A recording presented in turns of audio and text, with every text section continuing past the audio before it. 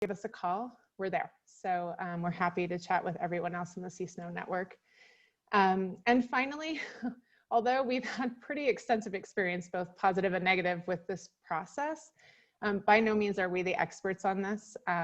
Some of you may also have either personal or professional experience navigating this system, and we'd love to hear your experiences as we get into the discussion and conversation at the end.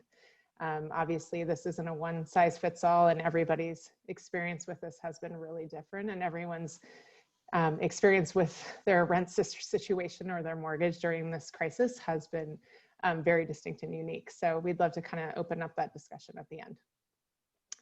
I think we can move to the next slide, Bridget. Thank you. So just a quick overview. We are a resource center located in Teton County. 122 is our name, and we serve the greater Teton community. So not just Teton County, but anyone who is part of our workforce of Teton County. Obviously, the cost of living is extremely high here. So we see people coming from as far down as Thane, Du Bois, and Teutonia in Idaho to work in the morning. So anyone that works or resides in Teton County is considered part of our client base, and we serve a pretty large swath of that community. We are also the CSBG grantee for Teton County. Next slide, Bridget. Not going to go into this, but we do a variety of programs, and obviously over the past 5 months, our focus has been pretty myopically focused on the financial assistance side. We've been in the business of providing rent assistance for individuals in our community and our workforce for quite some time, and that has only gone up in scale dramatically since the end of March of this year. Next slide. That said, that focus on financial assistance and rent relief has prompted kind of a whole gap filling before the CARES Act was developed. So as of March 22nd, when our county and town shut down our largest tourist events and our ski resorts closed, our economy pretty much came to a halt here. And if you're not familiar with Teton County's employment, it's very seasonal. So that meant people went into the shoulder season without the savings that they had amassed during that last final push of the winter. So it's been a pretty abrupt economic strain on our community. And for so much of our community, we have seen people that are regular clients, sure, coming in our doors and asking for help when things were completely shut down in April and May, but also a lot of our middle class. We saw so many people in our community that, you know, you would be surprised live paycheck to paycheck based on their earnings, but with the cost of living, they do, and they don't have the social safety net to get by and make it through mortgage or rent without, when 1 month goes by without work. So we saw over 2,000 households reach out to us during this time. As I said before, we're a nonprofit, and our goal is to fill a gap when there is one. But when the CARES Act got signed and there were additional unemployment resources and WEHAP, as well as other pieces, our objective as a resource center is to connect households that need it with all the available resources that they are eligible for, be it local, state, or federal. So we started to partner with our county housing authority to try to get as many people as we could into the WEHAP program, as many people that were eligible. And also into the Idaho Preservation Program. So it's been a bumpy ride, but we're here to share those experiences. Next slide. I'm sure most of you from all of your work with folks that are struggling in our state and living in poverty are familiar with the WCDA. They've done some amazing work and make it people eligible to buy a home and assist people through the housing for first-time home buyers. Also very connected with our Habitat for Humanity program across the state. This, as you may or may not know, with that CARES Act was handed, every state was handed a pot of money to prevent eviction and foreclosure. And this, through the SLID board in the state of Wyoming, landed in WCDA's lap. $15 million, it's a lot. And they built this program on the fly, like few weeks, kind of building the airplane as they're flying at 250 miles per hour, and launched that in the beginning of June. I'm not sure what the total expenditure that they're at right now, but they have not been expending it as quickly as possible. And so we want you to help push people in there because this pot of money is sitting there for all our Wyoming residents. Next slide. WEHAP, as it's called, acronymed, the Wyoming Emergency Housing Assistance Program, is eligible. Anybody who is a Wyoming resident and a renter or homeowner in the state is eligible. Homeowners who have FDIC-backed mortgages, as you probably are aware, are eligible for forbearance, no questions asked, through their lending institutions. So the homeowners that would be applying through WEHAP are those that would not have an FDIC-backed mortgage, which is a large number of our residents in the state. Also mobile home owners potentially as well. The program will pay up to $3,000 a month and in arrears for any unpaid rent balances. And the amount that they're paying is based on your income for the month prior to the month that you're applying for. So for example, if you needed August rent, they'd be looking at the July earnings and they'd be asking for a copay of 10% of your gross income towards your rent. And they would pay the balance due up to $3,000. And this continues all the way through the end of December. So if anyone has unpaid balances that are COVID related, your clients may be eligible for this. The parameters are pretty simple. One is probably all of us fit into this first category. You must make less than $20,000 a month. You must be a Wyoming resident. And then you must be financially affected by COVID and be prepared to supply supporting documents potentially on this through either job loss, reduction in pay, or inability to work due to illness or caring for an ill household member or childcare responsibilities. It's a pretty big swath of individuals, and we've seen a variety of folks who fit into this category. So when you think of job loss, it's not like this individual has 0 hours and 0 income coming in. We've seen an individual, for example, who used to work 2 jobs, right? And lost the second income, that supplemental income that pushed him over the edge to be able to pay for all of his expenses, but still works a 40-hour work week. Sure, that looks like full time, but that doesn't cut it. The second, we see people who maybe have dual earner households, and maybe mom's not working the same amount that she worked before due to the school closures. I mean, we were out of school completely through June. And now Friday's off, and now hybrid for 6th graders and up. So maybe she's not working 40 hours a week anymore, and she's down to 30 or 20. And that like quarter of their income may be significant for those families that are living paycheck to paycheck to make all their ends meet. It could be what we're seeing a lot right now of a family who may be quarantined, or a child's quarantined after going back to school. Classroom got quarantined and now one of them needs to stick around and not able to work to the same amount. That's 2 weeks of work in one pay period. That could be half their income. And, you know, as we talked about earlier this morning, not all of our employers in the state are aware of or accessing the Family First Coronavirus Relief Act. It seems in our community, it's really just those large employers who have an HR director and somebody who can actually account for that and understand the process. And so a quarantine means 2 weeks unpaid. And that's oftentimes a whole household. So we see a variety. So being affected by COVID could mean a lot of different things, and it doesn't mean somebody's completely 100% out of work. They may have to provide supporting documents to show that they have been affected by this. But to think outside the box, I guess, is what I'd say in terms of who might be qualifying, because we've seen a lot of different scenarios. Next slide. So the WEHAP application, it's there. Anyone can access it, right? Like everyone should be able to do this on their own. As we all know, that's not the case. And I think, you know, some of them are obvious and some of them are more subtle.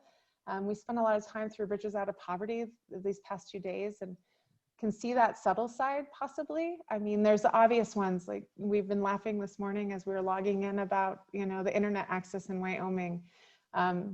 It's not great all the time. any of us could be dropped at any point, but not everyone has access. Not everyone has a computer. I know a lot of our clients have had a habit of going to our public library to use the internet when they needed to be able to access some sort of document or website. And now that has been closed. It's just reopened, but it's by appointment only. So one more barrier to actually getting access to the application in the first place. We in our community have a large population of limited English proficient individuals. Obviously, this application would be tricky. It's only in English. And English is not your native language, even if you're functional in it, filling out some sort of application like this could be tricky. Obviously, we all know literacy is a pretty gray area, and some people are totally functional in just the things that they need to get by in life, but this is a pretty high register. It's a formal state document. It has attestations. It has verification forms. So somebody may just need a little help navigating this due to their literacy skills. And then those others, that list could go on and on. We have found, you know, just as we've talked about this morning, that the scenarios about even applying for SNAP and what that looks like and how to get there to do that. This is a tough form, and you know, to some it may seem simple. It's that middle class versus poverty mental model, right? This was not built by somebody impoverished, and sometimes people just need help kind of dotting the I's and crossing the T's, or making sure their ducks are in a row. I mean, Allison, I can share stories about people that she's helped that our English speakers have internet access, but just didn't feel like they could do it on their own. And all they needed was just somebody saying, you got this. You've got all the right paperwork. We're going to hit submit and you're good to go. That one I'm thinking of right now ended up with a check for over $8,000 for the months that she was in arrears. So just that little push, as we all know, for our client base could be the difference in getting them to follow through and to potentially not be evicted. Next slide.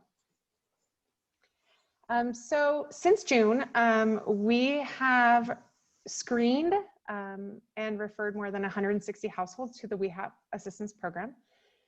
Those individuals have done it on their own, and that's great, and have been, for if needed, they've been applying on their own multiple months.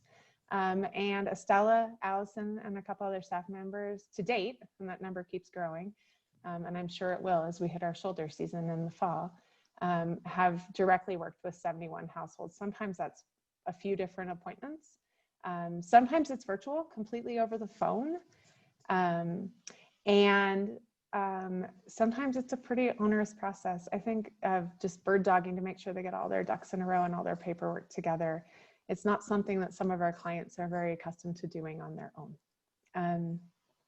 Through that experience of kind of working so closely with the clients, we've built a really amazing relationship with the WCDA as well, who have nothing but amazing staff and are really supportive. And we're lucky here in the state of Wyoming because some of our neighboring states do not have such amenable staffs to be working with and really like out there ready to help the residents of their state. And they've reached out to us to ask what's going on and what are we seeing and what are the clients seeing and where are the barriers and what's the frustration and where's the hot spots and trigger points where people are getting stuck. I'm not sure our clients would do that naturally on their own, as you can imagine about your own clients. So it's been kind of nice to be able to have the opportunity to be a spokesperson for our client base, and where we're seeing people unable and to access, where the barriers are. And WCDA has been super responsive in adapting that program, tinkering with that airplane that's flying 250 miles per hour as they build it, right? It's a work in progress, and they've been really amenable in our state to amend the process so that more residents can apply and qualify. So some of those examples are raising that limit from $2,000 a month to $3,000, to reducing the percent of the copay from 30% of someone's gross income to 10%. A big one for us, and I know for other communities, they originally were looking at the physical household composition, like the census, right? It doesn't work for every community. Laramie has a ton of college students that live together in one house. We all know clients that share and double up into one household. We see a ton of because of a high cost of rent here in Teton County, we see a ton of 2 or 3 families in one apartment. They're not sharing expenses. They're just sharing the cost of the rent so that they can survive. They're not sharing food. They don't have a car loan together. They're not paying each other's medical bills. They're just splitting up that rent, right? And they may or may not all be on that lease, but it's not one household. Those are 3 separate households living in one apartment. It may not be the world's best living situation, but that's how they're able to to get by. And so they flipped and switched that based on some feedback from us that a lot of our younger individuals and individuals living in poverty are not all living in one physical residence. So they are now looking at a financial household, which is great. And that's oftentimes how we look at households in CSBG, is that household that shares expenses, recognizing that households look really different across the country. And to not think that they all live in one house with one picket fence. So that's been really great and has allowed a lot more people to apply. So I think we'll turn it over now to Estella and Allison to basically walk you through this application process for those of you that haven't looked at it before, which hopefully you'll feel a little more comfortable to be able to navigate this yourself, or at least direct people here, knowing kind of who would fit into this system. And then we'll save some time for these Q&As because I see a bunch of questions coming into the chat that we'll dive into together. Okay. Great. So I am going to walk Estella through the process of applying for WEHAP. So I'm going to start by sharing my screen so you can all see the website, but it's also available in the chat. Everybody see the WCDA's website, wyomingcda.com.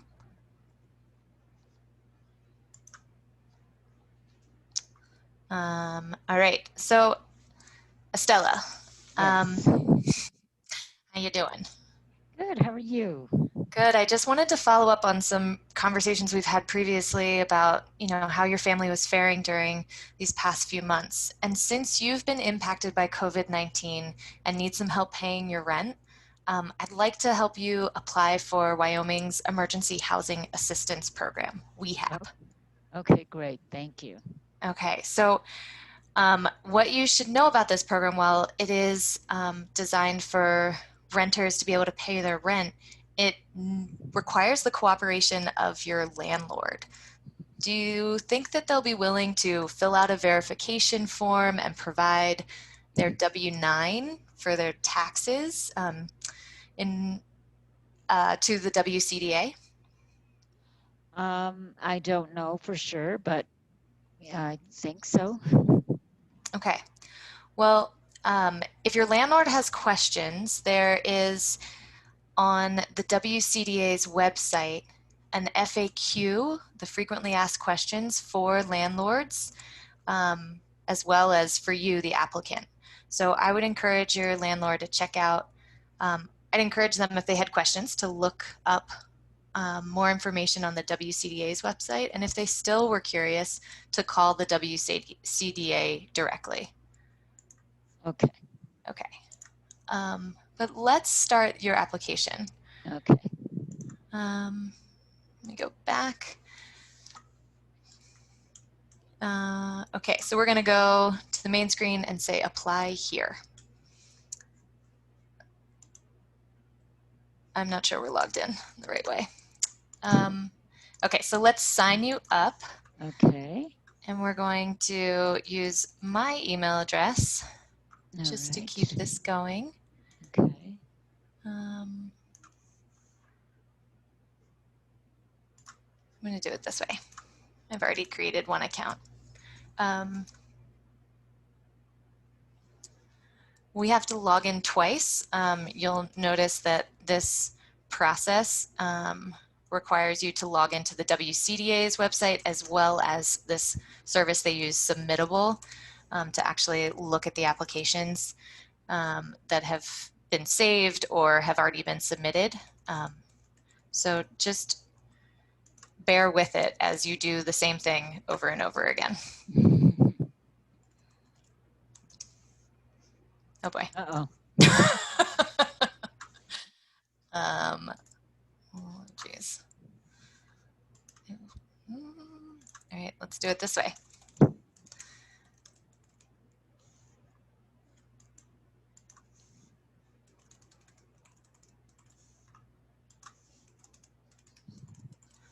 For our purposes at 122, we just created accounts for each of our clients under using their email, but using the same password for everyone. So anyone from 122 could flag in and work on someone's application.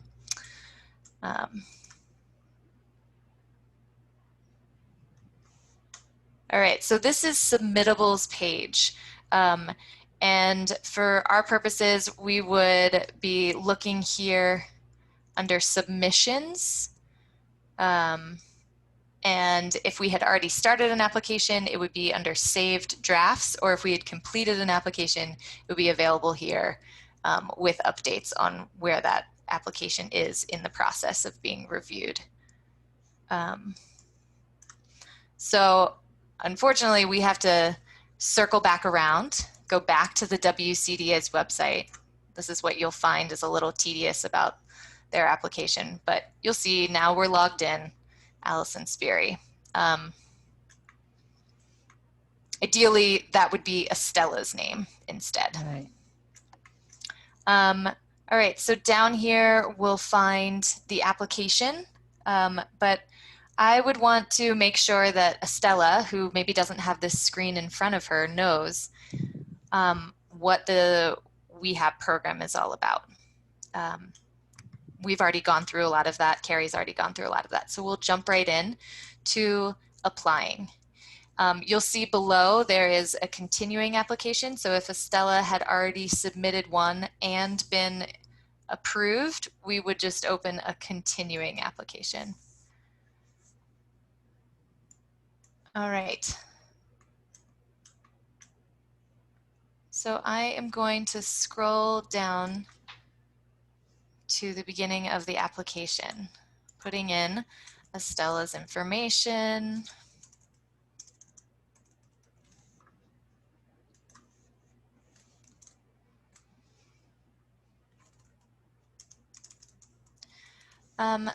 Estella, your physical address is on Cash Street in Jackson, is that right? Yes. Okay. And that's in Teton County. Mm-hmm.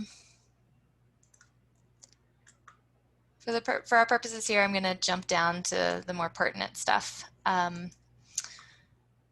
Estella, would you like to identify your race? No, thanks. Okay. I'll identify ethnicity though. Okay. And how would you like to identify? So Latino. Okay. And is Wyoming your primary residence? It is. Okay. So I'd make sure that's selected as yes. And are you experiencing hardships due to COVID-19? Yes. Your household lacks the sufficient income and resources to pay your rent? That's correct. Okay. And how specifically has COVID-19 affected you? There are 4 options. The first is job loss or a reduction in hours at work or even closure of your workplace. The second is an obligation to stay home to work with children, or excuse me, to care for your children if they were out of school. The third is an obligation to quarantine because you yourself got COVID. And the fourth is if you were exposed but maybe didn't get COVID yourself, but you still had to quarantine, or if you were in a line of work where, say, you worked at a spa and spas had to close because of their close proximity to other people. Which one of those 4 options is true for you, Estella? So the option number 1. Okay, job loss. And to be honest, Estella could select more than one of these. You can select as many as apply to your client's situation. So here is where I would need to prove, or Estella and I need to prove that job loss. So they're asking for pay stubs, and that would be pay stubs for the month prior that she's needing assistance. So if Estella's applying for September rent assistance, I need to show what her August rent, or excuse me, what her August income was. So I'm going to upload those files Estella sent me. And I will, let's see if this will give us a preview. Is it possible for you to see this? Or is it too far away? The thumbnail image of the pay stub. Can you guys see that? Yeah, we can see. Yeah. We can see that fairly clearly. It's for small. those harder. Yeah, it's small, but I think we can see it. Okay, I'm gonna pull it up over here. What I want to point out is what some of our clients do, which is send us a screenshot of their payroll app. And while it does show me every single week of pay, it's net pay, and the WCDA will want to see the gross pay. So that's not going to be very helpful to us. So instead, we're going to upload each of the pay stubs. And I want to point out that pay stubs for work, in Estella's case, if we're applying for September assistance, we need to show August income. This August 7th pay stub is actually for work she did in July. But because she was paid it in August, it counts as August income. You'll see, right? She received it on the 7th.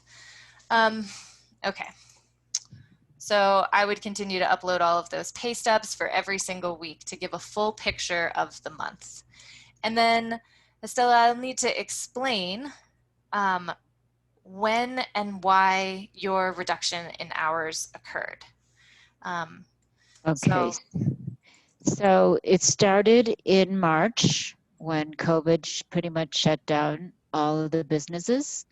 And I work at TJ Maxx.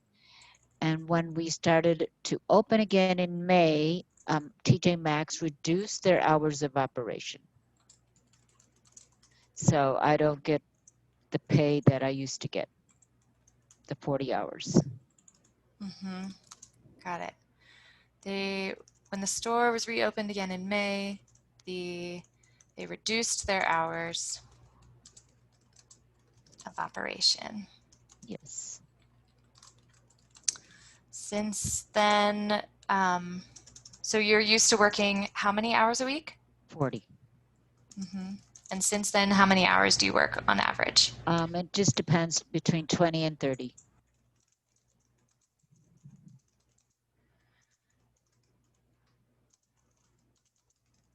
Okay.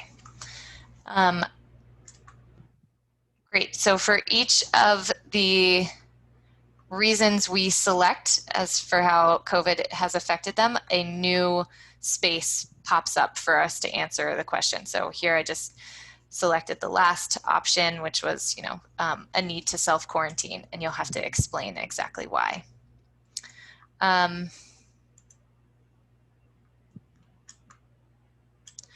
So Estella, are you receiving any kind of housing vouchers like Section 8 or a USDA voucher? No. Okay.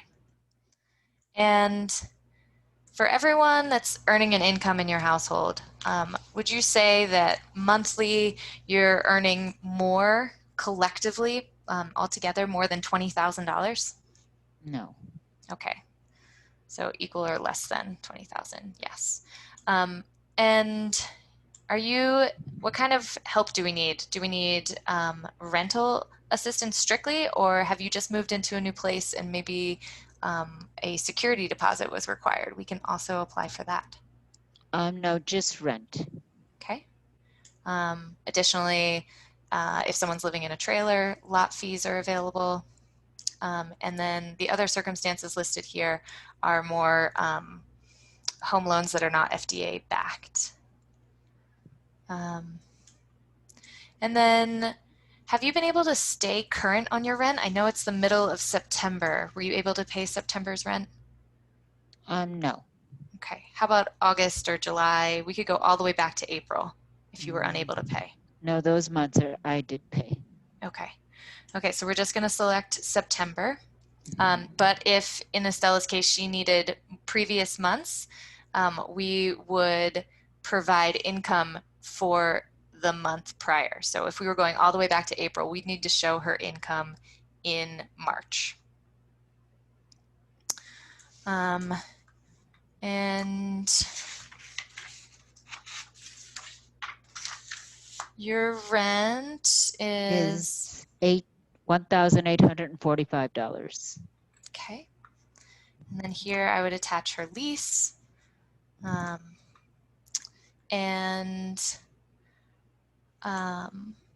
Then I would fill in her landlord's information. So Estella, your landlord, you should have a conversation with them that you're applying for this assistance, because they're going to have to cooperate and fill out some forms. But it's also important that they know that this assistance will come in hopefully an efficient timeline, but it might take a little longer. And if they can please be patient with you, to know that the check or the process is unfolding, and the check will hopefully be coming in the mail. Okay, I will talk to him. We are finding that applications are taking up to a month. So if your landlord needs to pay a late fee because they are not getting paid on time, that late fee can also be added into the WCDA's assistance. The reason why I'm putting in the landlord's information is because they will be contacted by the WCDA. They'll have to fill out a landlord verification form, which, Estella, I'm going to give you to give to your landlord. We could also attach it here and use the WCDA's system to have that form mailed directly to your landlord. Okay. They provide even a little blurb here.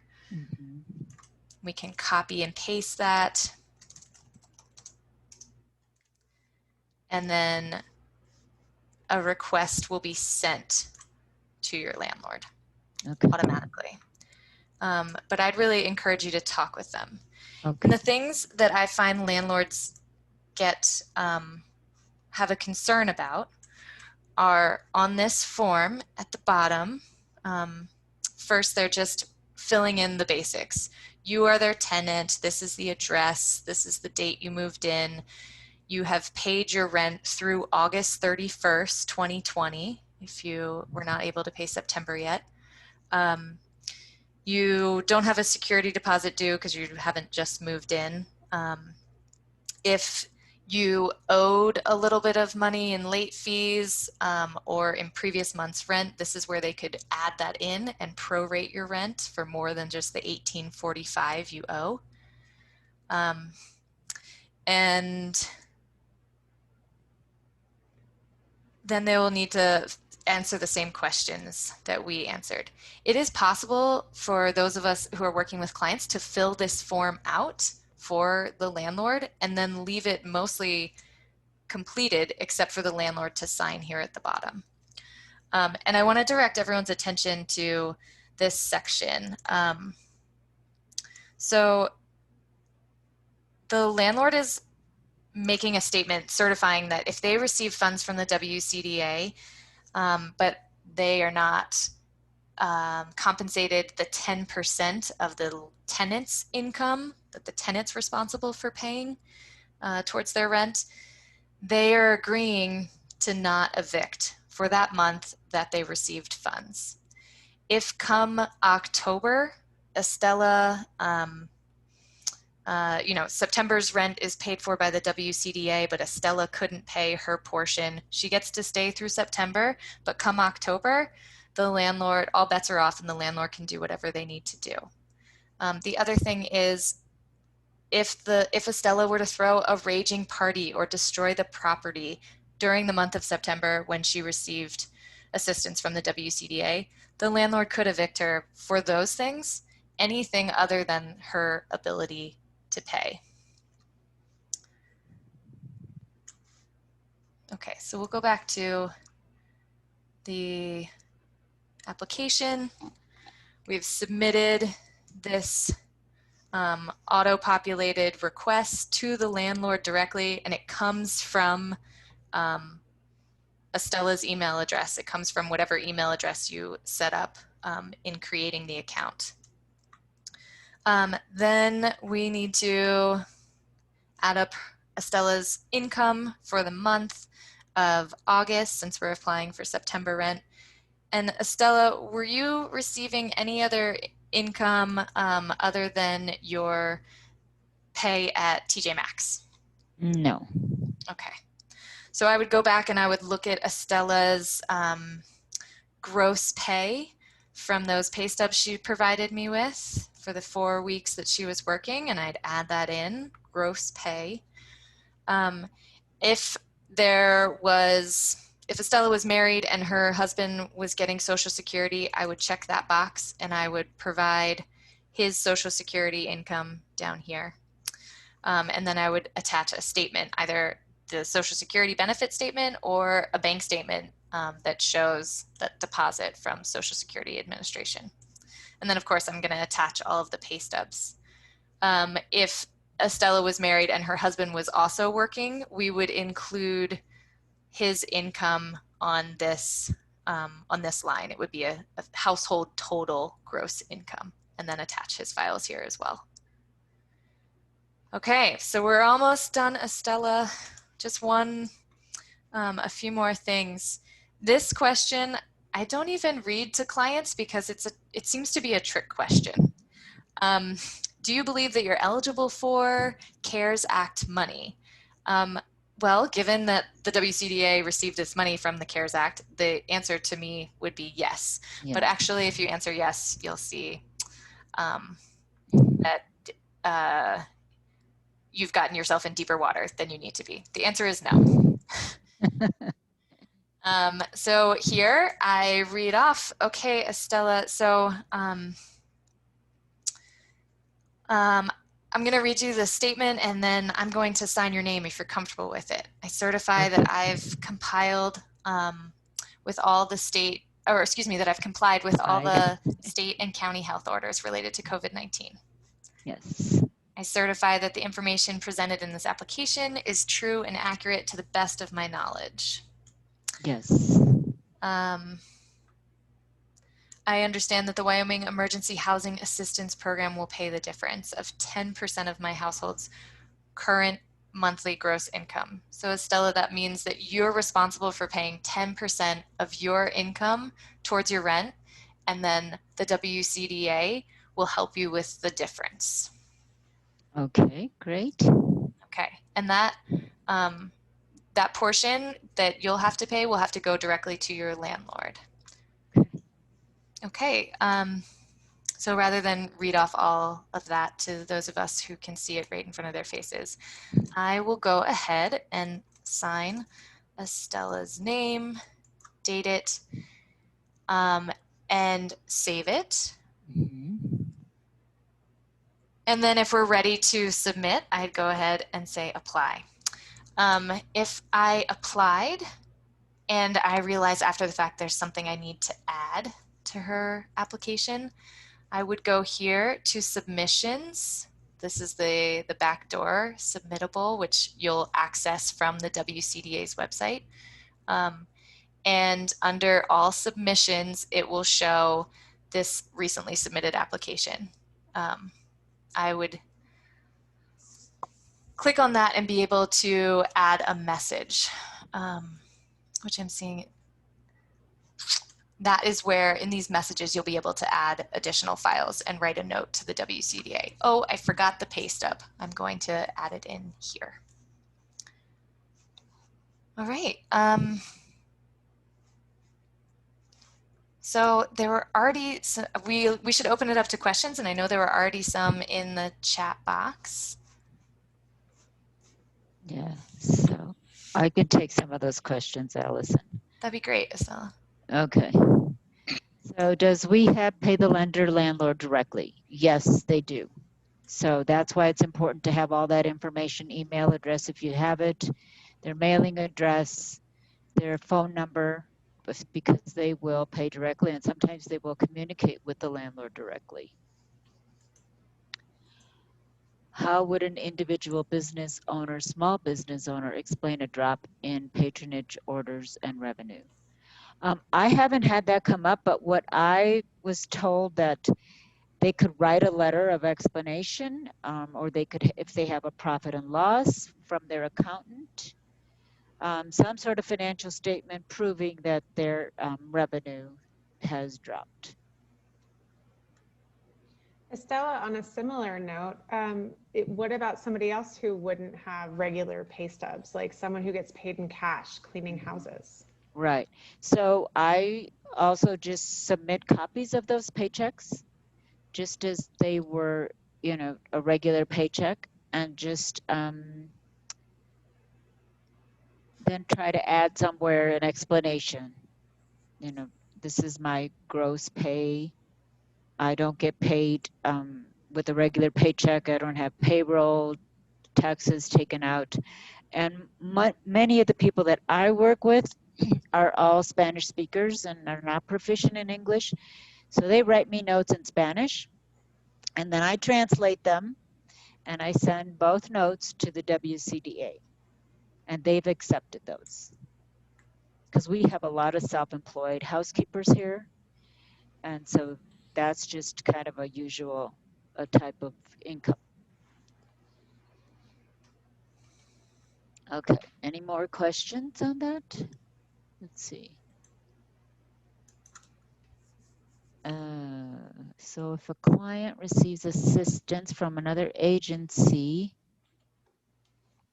yeah, I think if they're ineligible for the WEHAP funds, anytime I have any kind of question, I call WEHAP directly, and they're really good about answering the phone right away. And if they don't know the answer, they'll get back to you.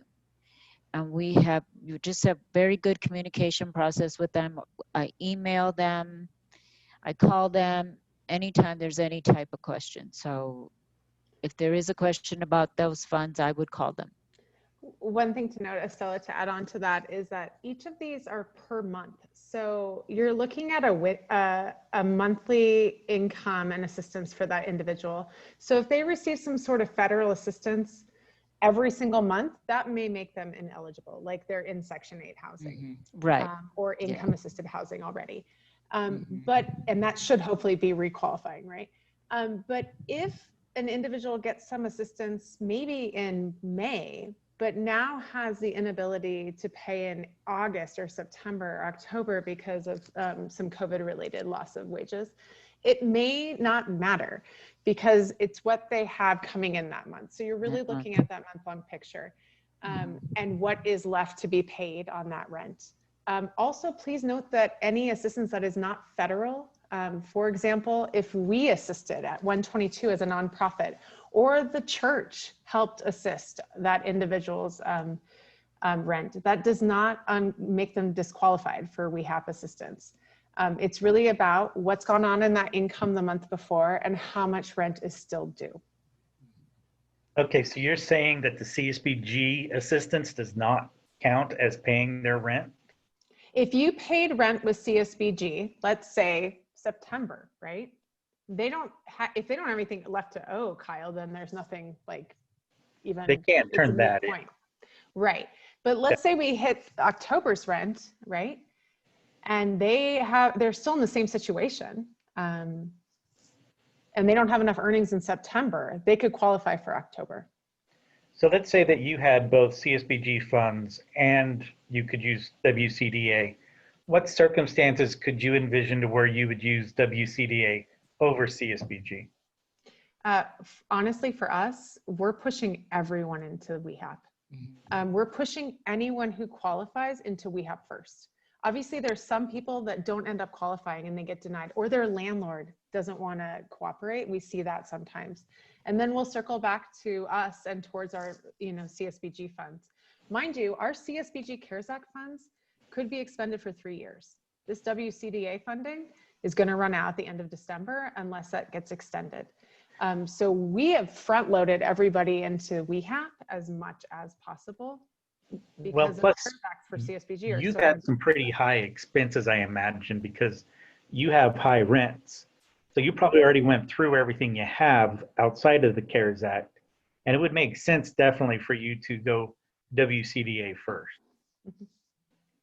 I guess our hesitation has been that we can respond quicker.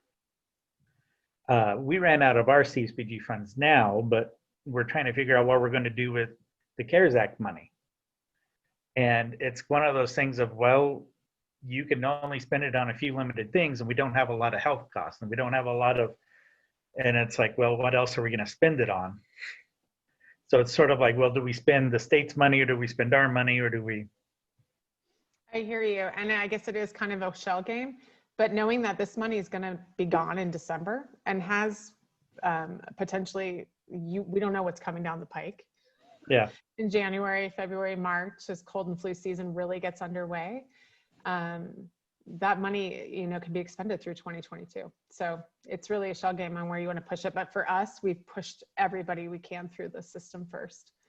Tell me about your conversations with landlords, because I don't know, ours just seem extremely impatient because they don't like it when they have to wait a week to get our payment. Estella, Allison, do you want to field that one? Yeah, so I just tell the clients the communication with landlords is key. You just, this is a unprecedented time during COVID-19. And so our landlords, I think, have been pretty cooperative. Not all of them. A lot of them do not want to sign that W-9. They're hesitant to do that. So we've had some that say, no, that we don't want to do it, and they won't do it. But if you, around here, pretty much, we have big apartment complexes, 3 of them, and they have been very willing to cooperate with the WEHAP program because they know the situation here. People are not working the way they used to be working. They know the rent is high, and they know that their tenants do not have the funds to pay the rent. I definitely see this as a lifesaver for our more tourist destinations. In Torrington, we haven't seen quite the financial hit because most of the customers we help were already in trouble. Mm-hmm. And so their circumstances haven't changed dramatically. In fact, we're struggling to find ways to show that they were impacted by COVID because they already weren't working, or, something to that effect. Mm-hmm. But absolutely see this as a great program. And I'm glad that you were able to figure out some of those connections to help us to see how we can better use it. Kyle, if I may talk a little bit about a client who was overdue on rent dating all the way back to January. Obviously, WEHAP wouldn't cover anything prior to April because it wasn't COVID related. But the payments that client was making to her landlord these past few months, I was able to reach an arrangement with her landlord that he would apply those payments towards January, February, and March. And then she was eligible for WEHAP funding. She had a child and she was put out of work. And so she was able to check quite a few of those boxes of how COVID impacted her. That's great to hear, because by partnering with that, even if like WEHAP would cover those months, if they're that far behind, I have TAMP funding that helps, families with children. We could then tie into some of those funds to help additional funds. And so I see this where we can stretch our resources and help with those really big cases that you're just looking at going, I don't know how you can get help for this, but that's good to know. That's the story of Allison, Allison's client who walked away with a check for more than $8,000. And now she's at this point where she can help start getting herself back on her feet. She's out of the hole. So baby steps, but it's been life-changing for her and her family. So there's another question here in the Yeah. chat from Eric. Okay. So an affidavit stating the drop in income and an Excel sheet showing the drop, no accountant to call in revenue would work. I would submit that. I would have the client sign that and say this, I don't have an accountant, but I'm listing you, my drop in revenue, my expenses, whatever you can list. And they're pretty receptive to accepting things like that. So, but like, as I said earlier, if you have any questions, I would just call WEHAP and they will assist you promptly. Yeah, they're amazing and a great resource and a great partner for each of our agencies right now. They need to spend the money too. So they're actively trying to figure out ways to get this out in the community. Otherwise, it's going to get moved in a different direction. So they are eagerly trying to work with all the residents in the state. So as you can see, though, it's not the easiest application if you have some barriers. So the more that each of our agencies can push people and help people and get them through the process, I think is really the key, because it's not the simplest thing if you're not used to filling out government forms and applications all the time. Allison, you were going to throw in the chat the release of information that we utilize with WCDA, just so people don't have to ask for it from them, and you could have that accessible. I can throw that in there real quick. Oh, perfect. Thanks, Bridget. Thanks, Bridget. That's been, it's allowed Estella, Allison, and the rest of our team to be able to call WEHAP on behalf of a client and be able to help with that process more effectively. So that basically, as Allison said, she's got access to their account and can help a client who's got a lot of pans in the fire and a lot of crises going on, stay on top of where that application is in the process. Or for someone who's not able to access their email all the time, Estella can, or Allison can provide that support.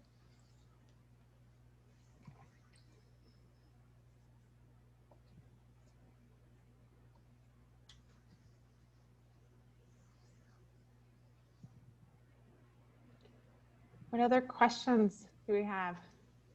Yeah, does anybody else have any other questions for Allison, Estella, or Carey regarding this WEHAP stuff, or anything else? As we stated earlier, if anyone has questions, our emails are on there. So, don't be hesitant to reach out.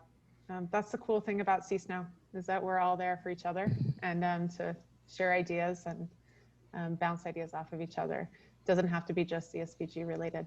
So. All right. Well, I can't thank you guys enough.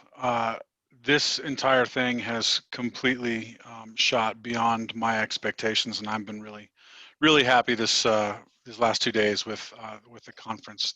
Man, so much good information. I feel like I've benefited a great deal, and I hope you all have too.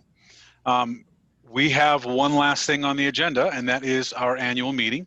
And so I want to let you guys just take a minute to get a quick break, go get a drink of water, go to the restroom, whatever you got to do, go get a smoke if you got them.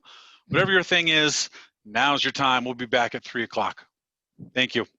Thanks. Bye.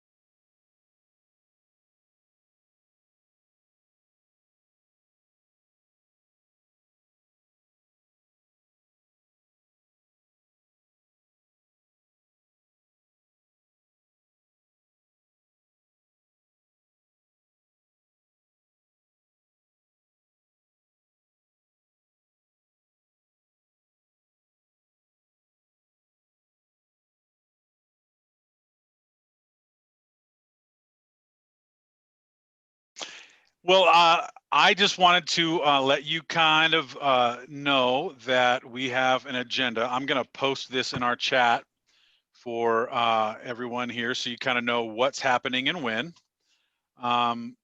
We are going to be kind of walking through this agenda. The times are kind of loose.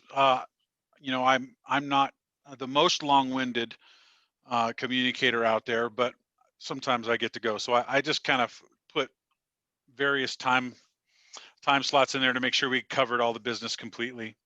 At the end, when we get to the addition of new board members and voting on officers and the like, you'll have a chance to vote. You will do that via the poll option here in Zoom. And I just want to preface this. We're doing this to some degree on the honor system.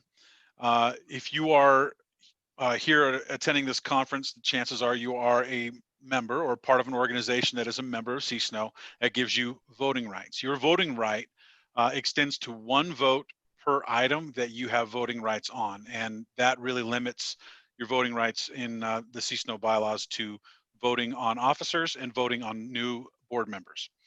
And so one of the upcoming board members is filling a spot from a board member who stepped off the board this summer. And so that position has been appointed by the board based on our bylaws. And Jim will get to explaining that as we get down to that moment. I'd love to just introduce you really quickly to our board members who are with us and let you know who else our board members are who may or may not be with us. First is our president at large currently, Mr. Jim Hissong. At large, that was rude. Okay, our large president. I'm sorry about the at thing. No, Jim Hissong will be retiring in 11 days and what, 8 hours now? Who's counting? Yeah, you are. And so this is his last official thing. And so I would just love to say thank you to Jim. I want the microphone to pick up the clapping. He's been fantastic to work with, and I've been blessed not just with his leadership and partnership and bringing me up to speed in CSNOW, but he's become a friend, and I truly do like him. So all the banter that we do is just for fun because we enjoy each other. So secondly, we have Kyle Borger, also another friend of mine, but Kyle is going to be nominated to be our incoming president of the board of directors. That's a vote you'll make later on. And he is, as you could tell from the seminar that he conducted this week, he's incredibly intelligent, very, very passionate about helping people, and long-winded. And long, yes. I'm not gonna lie, you are, but that's okay. I like the sound of your voice. So Kyle's good and is a fantastic board member. And then I don't think that she is on, but Ann Perkins is. She was on.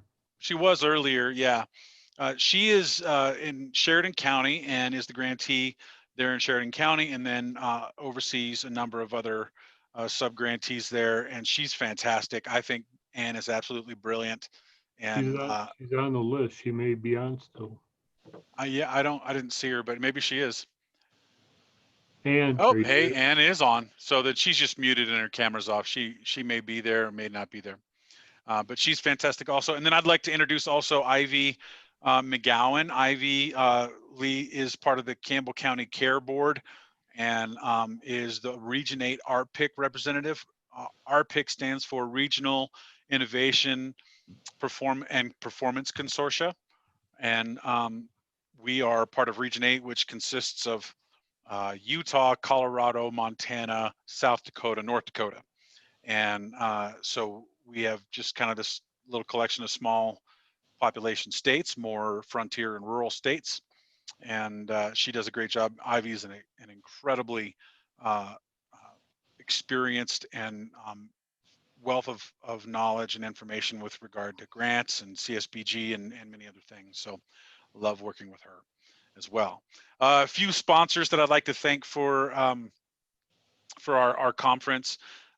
Region 8 RPIC, they have sponsored our conference here and helped take care of some of our expenses with that, and I'm grateful for them and all that they do to support CSNOW and the network here in Wyoming. Also, the state Office of Community Services here in Wyoming has submitted a sponsorship. We're grateful to them, as well as Fremont County. Thank you very much to Teresa Harmony and Fremont County for their sponsorship, as well as Uintah County for sponsoring our conference. Hopefully, you recognize, as people who took in the information here at this conference, that those sponsorships went a long way in helping us provide quality information for the conference. So special thank yous to all of them.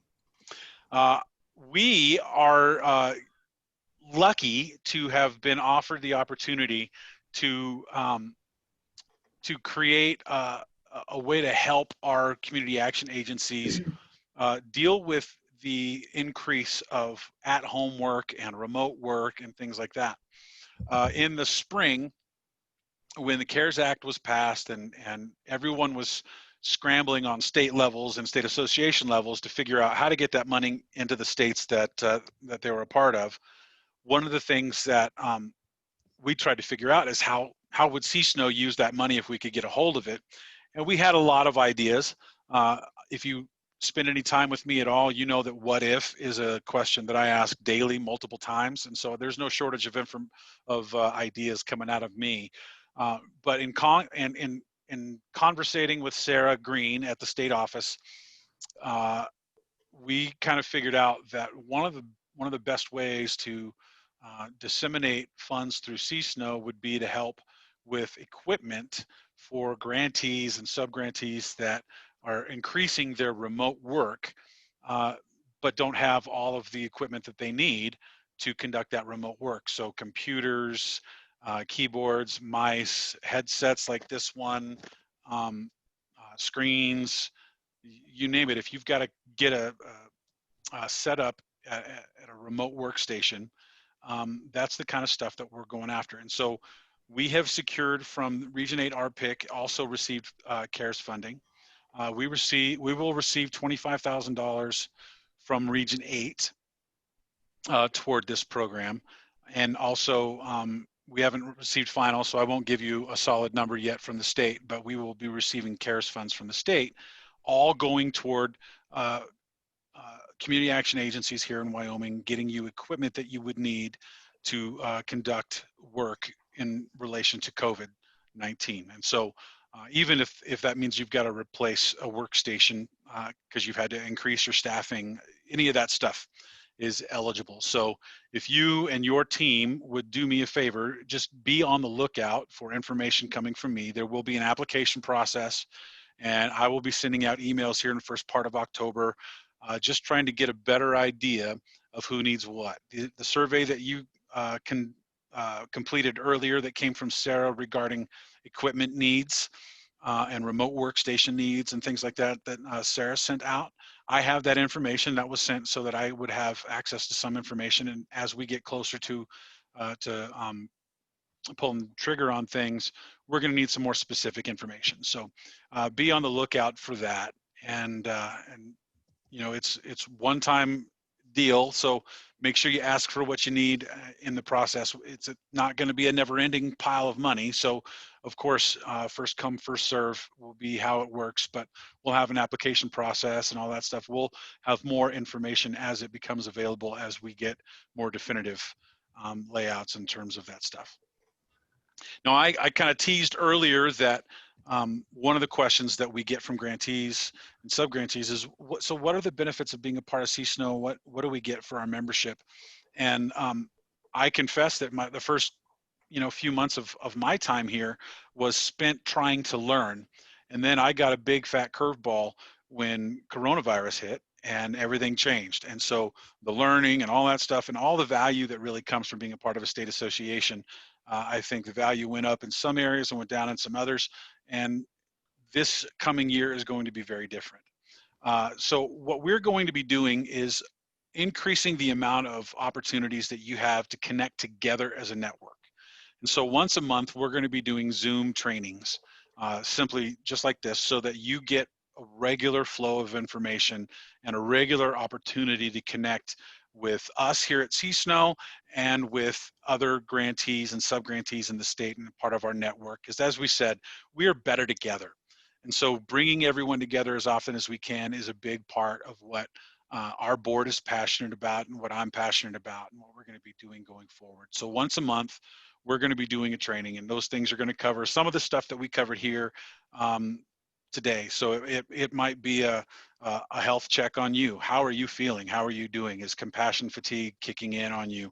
It might just be a check-in with you. It might be specific training with regard to how to do remote work, similar to what we did this year, or even other things as they come down the pipe. So we'll be continuing to listen in to you as you have need of training and things that you would like information on, so that we can provide that as well.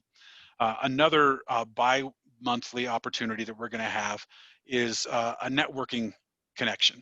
So I am hoping that as open as we are now is as open as we stay. So I can create networking opportunities around the state, so that maybe, you know, we do something in the northeastern corner of the state, so we can get Goshen County and Campbell County and Natrona County and Converse County all in one place, having coffee or lunch and just talking about what we're doing and getting ideas from one another. Those kind of connections are a big deal, and so we're going to be scheduling those and inviting you to join us on those, as well as a regular stream of information from CSNOW in the form of a newsletter that you will receive, letting you know when we have board trainings planned, when we have Roma trainings planned, that kind of thing. We are going to try and offer at least 2 Roma trainings this coming year, but we're hoping that quarterly we can offer Roma trainings. But we are losing one of our Roma trainers in Sarah Green, who will be back on with us here in a little while. But Sarah has accepted a new position, and so she's leaving her position at the state office. And so with her stepping out, we don't want to lose out on all of her knowledge and things like that, and her partnership. And so we're going to look to keep her tied in with us as we go forward. But introducing our board members, letting you know what our coming plans are. Those are all things that we want to do. So that's just kind of a snapshot. It's a little bit about what we're going to be doing in the years to come. Please don't hesitate to reach out to me via email. You can call me at my office line. Our information is in every email I send out. It's also on our website. So if you don't have that information, we'll put it in our chat here before the end of our time this morning as well. And so that's kind of my spiel. That's really what I had for you. And I'm happy to take any questions from anybody regarding what I've just covered before we get into handing things off to Jim and him doing the new board members, nominations, voting, and all that stuff.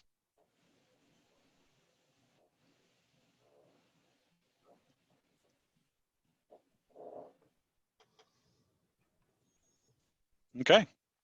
Well, if you do have any questions, if you think of anything, don't hesitate to drop it into the comment line and, or I mean the comment section here, the chat box, and we will be happy to answer those questions for you.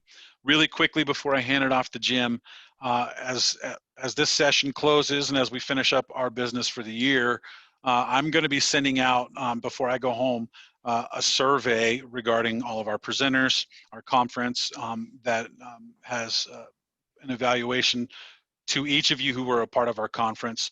I'd really just love it if you would just really quickly go on to that SurveyMonkey link and fill out that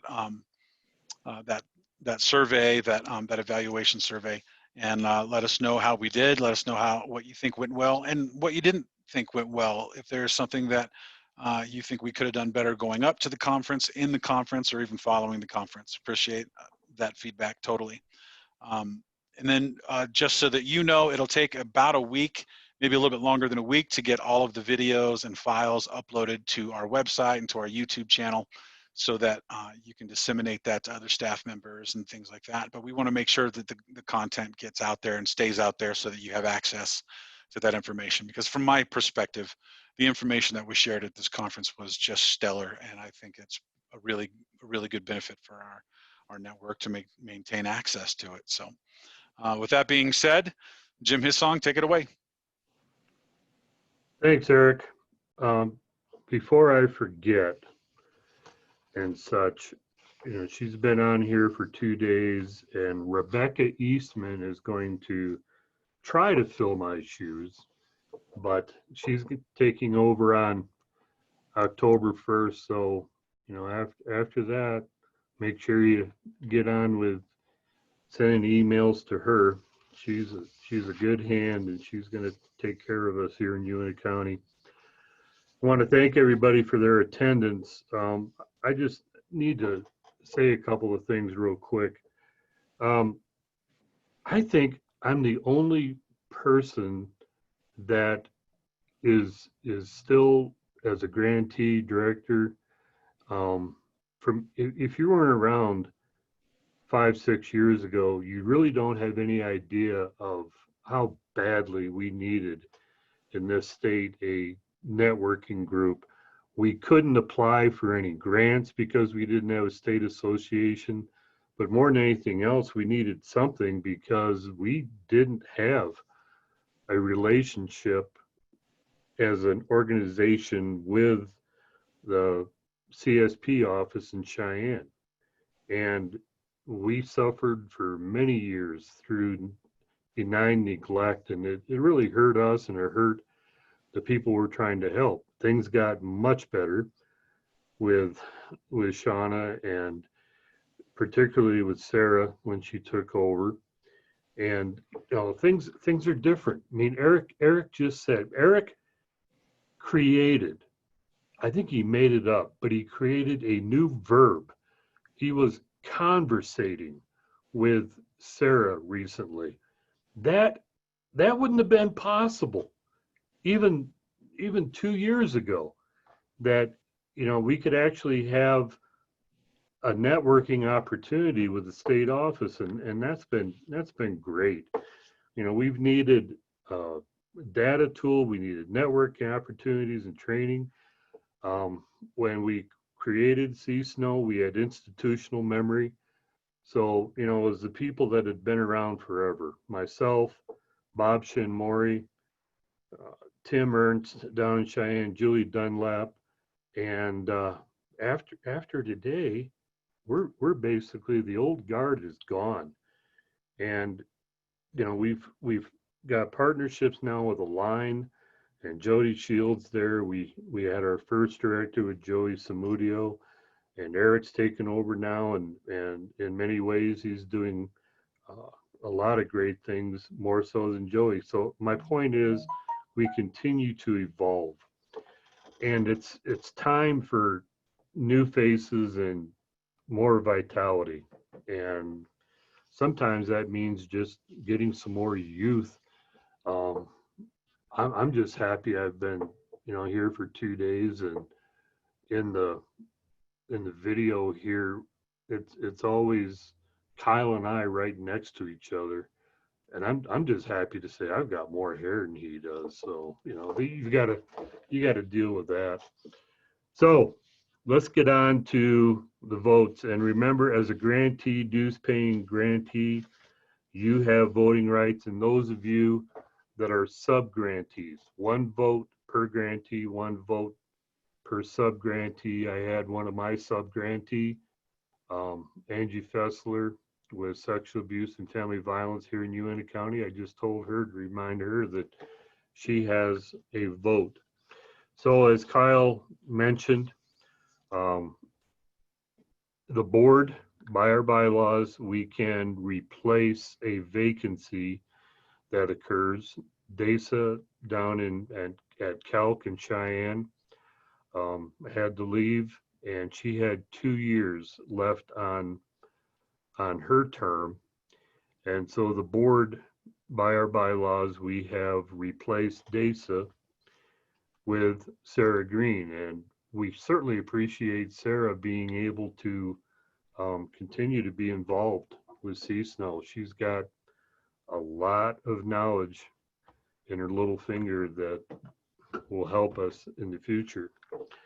We do need to vote to replace me to replace my position, not as an officer, but my position, since my term is up and in 11 days and 15 hours, I'm done.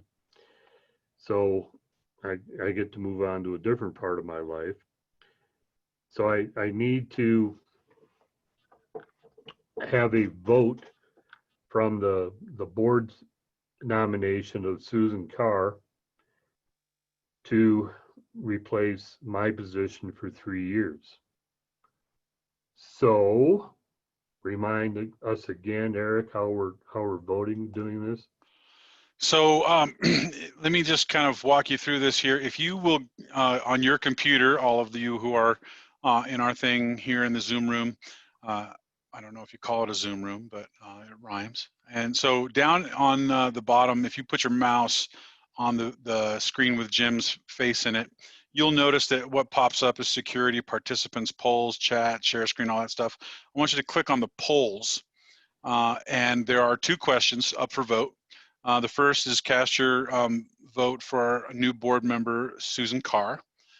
Yes, no, or abstain.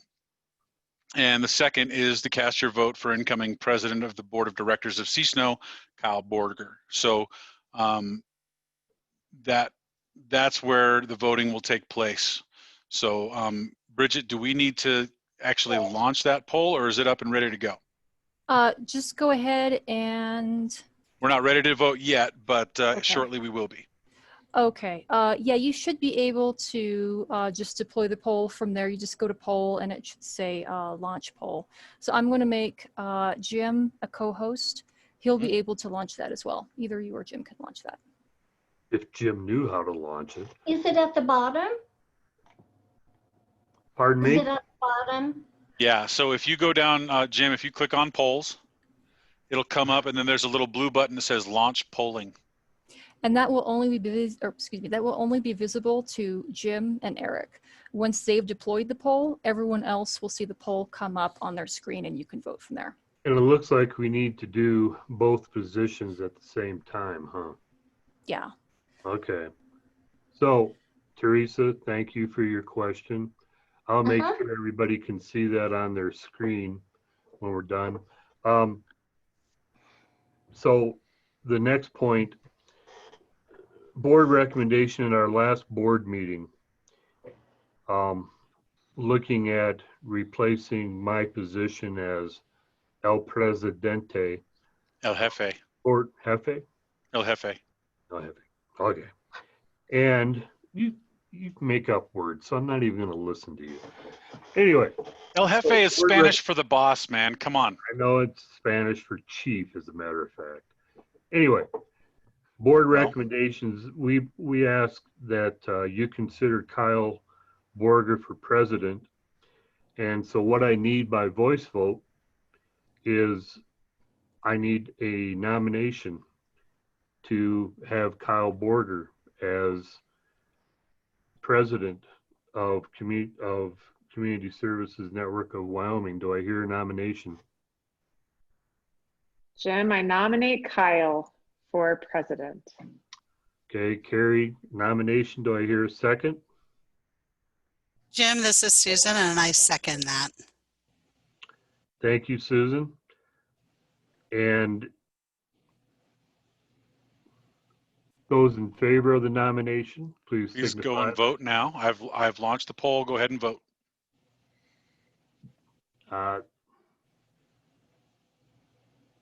Okay.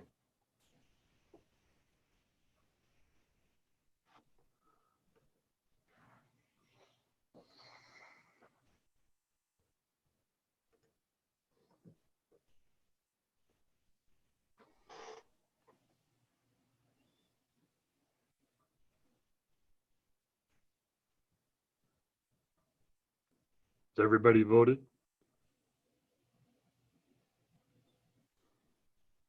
Okay. I think you can, I think that's everybody, Jim. Okay, do I have a motion to cease voting and accept the results with Susan Carr as new member and Kyle Borger as president?